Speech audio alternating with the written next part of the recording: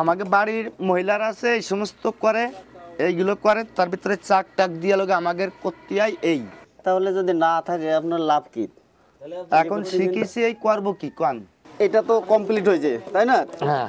এটা কতটুক দাম ধরে স্টিল যেগুলো, তার থেকে তো এগুলো অনেক ভালো। ভালো হলে কি হবে, ছোটবেলায় তো এই জিনিসগুলোই দেখি, এই সমস্ত না দেখাই যায় না। হ্যাঁ, করবো আমাকে শিখা, আমি করবো কি কোন? এখন আমার কোনো একটা চাকরি দেবে সরকার, বা কোনো একটা ভাতা দেবে, কোনো কিছু দেবে না, কিন্তু হ্যাঁ, আমি বলছি এই বেতের ধামার কথা, যেটা আপনি নিজেও ছোটবেলায় দেখেছেন। আগের মানুষের একমাত্র আস্থার পাত্রই ছিল এই ধামা। ধান মাড়াই করে ঘরে ওঠানো নামানো, এমনকি বাজার ঘাট সবই চলতো এই ধামা দিয়ে। ছোটবেলায় দেখেছি আমার বাপ চাচারা যখন বাজারে গেছে এই ধামা নিয়েই বাজারে গেছে, এই ধামা ভরে বাজার করে নিয়ে এসেছে। এখন এই ধামা দেখতে পাওয়া মানে একটা ভাগ্যের ব্যাপার। এই বেত গাছে একটা ফল হতো, আমরা ছোটবেলায় বেত ফল বলেই জানতাম, কিন্তু আসলে এর আলাদা কোনো নাম আছে কিনা সেটা জানি না। কতই না খেয়েছি ছোটবেলায় এই বেত ফল, এই বেত দেখে ছোটবেলার স্মৃতিগুলো মনে পড়ছে। আপনি একটু মনে করে দেখুন তো, ছোটবেলায় স্কুলে গিয়ে বেতের বাড়ি খেয়েছেন কিনা?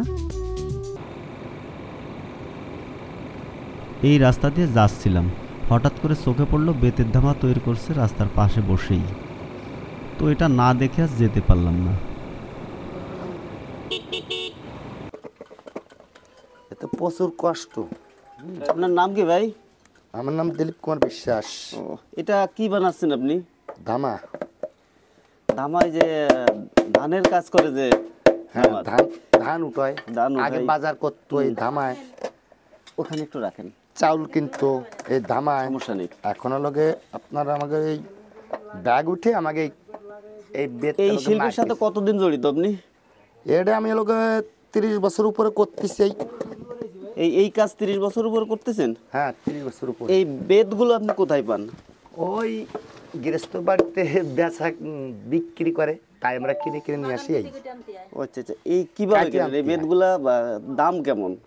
এটা কি পিস হিসেবে নাকি ওজনের? এই লোকে ঠুয়ো আমাকে একটা হিসাব আছে, পণ হিসেবে কিনি আমরা। এই হিসাব পত্র লোকে বাগান হিসেবে কিনি। ও মানে বাগান ধরে কেনেন? বাগান তুলি। আচ্ছা আচ্ছা, এই একটা দামা বানাইতে যে বেত যায়, ওই বেতের দাম কত, খরচ কত পড়ে? এই বেত একটা ধাম বানানো বর্তমানে 250 টাকা 200 টাকা মজুরি, আর বেত যায় 200 টাকা, বিক্রি 400 450 টাকা তো আপনার খরচই হয়ে গেল। লাভ লাভ কোনো আমাদের এই ব্যবসায় শেষ, আমরা ডিশ উঠে শেষ, বুঝছেন? ডিশ উঠে আমাকে এই ব্যবসাটা আগে ভালোই চলেছিল, এখন বর্তমানে ডিশ উঠে আমাকে শেষ হয়ে গেছে। এটা তো কমপ্লিট হয়েছে তাই না? হ্যাঁ। এটা কতটুক দাম ধরে ধান? 12 কেজি চাউল। হ্যাঁ, 12 কেজি 12 কেজি ধান। চাউল ধরে 15 কেজি 14 কেজি 15 কেজি। তাহলে এটা আপনার খরচ গেছে, বেত গেছে 250 টাকা, আর মজুরি 200 টাকা, টোটাল 450 টাকা খরচ। আপনি বিক্রি করতে গেলে কত বিক্রি করবেন? পাইকারি 400 টাকা, আর খুচরা? খুচরা এমনি 400-500। আপনি তো পাইকারি বিক্রি করেন। জামা ছোট ছোট ব্যাট থাকে, ওটুকা লোকে লাভ, আর সাইডে ফাল ব্যাট আছে, এটুকানি লাভ। ছোট যেটা থেকে যায় সেটা দিয়ে মনে হয় এই যে শের, এটা ওইটা হয়। এইটাই কত খরচ যায় এর একটাই? প্রত্যেকটা বানানো মজুরি 50-60 টাকা, আর বিক্রি লোকে পাইকারি 90 টাকা 100 টাকা, আর বেতের দাম ধরলে লোকে থাকে না। ও আচ্ছা আচ্ছা, তাহলে যদি না থাকে আপনার লাভ কি? এখন শিখেছি, এই করবো কি কোন? আচ্ছা, শিখেছি এই কাজ করতো, শিখেছি এই করবো কি কোন? মানে আপনার বাবাও একই কাজ করতো? বাবাও এই কাজ করতো, কিন্তু এই প্লাস্টিকের মালামাল ডিশ উঠে আমরা এইতে মার খেয়ে সংসার। না, এগুলো তো আপনার যে প্লাস্টিকের যে ডিশ বা স্টিল যেগুলো, তার থেকে তো এগুলো অনেক ভালো। ভালো হলে কি হবে, ছোটবেলায় তো এই জিনিসগুলোই দেখি, এই সমস্ত দেখাই যায় না। হ্যাঁ, ডিশ প্লাস্টিক এই সমস্ত না উঠতে আজকাল একটা ধামা বিক্রি করতে 1000-1200, বুঝছেন? এখন ওই সমস্ত উঠে এর দাম আমাদের 300 400 500 এরকম বিক্রি। তো টেকসই অনেক বেশি, তো সহজে এটা ভাঙে না, কিছু হয় না। ছোটবেলায় একটা ভালো ধামা 30 বছরও কিছু হয় না, এরকম ধামা বানানো আমার ঘরে আছে। ও আচ্ছা, বুঝছেন? 30 বছরও কিছু হবে না, 30 বছর 50 বছরে কিছু হবে না, কিন্তু সেটা একটা ধামা বানাতে হলে একদিন লাগে, মজুরি আপনার 1000 টাকা। আচ্ছা, তারপরে যে এখানে যে আপনার পিছে কিছু যে কুলা বা এই যে ডুলা চালন এগুলো আপনি তৈরি করেন?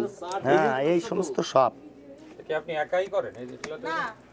আমাকে বাড়ির মহিলারা আছে, এই সমস্ত করে, এইগুলো করে, তার ভিতরে চাক টাক দিয়ে লোক আমাদের করতে হয়। এই ও আচ্ছা, এই কুলা, একটা কুলা কয় টাকা বিক্রি করেন?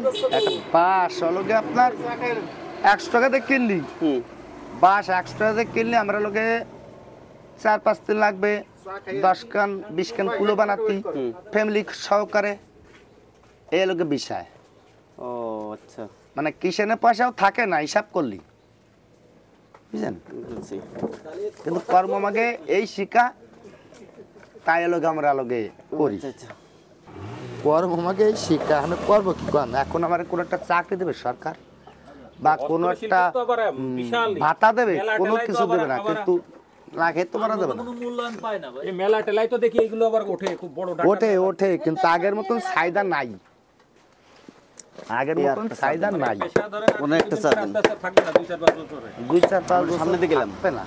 এই তো 10 গিরা ভিতরে 5টা দামা কেনে, এই তাছাড়া কিনতে চায় না আগের মুরব্বী।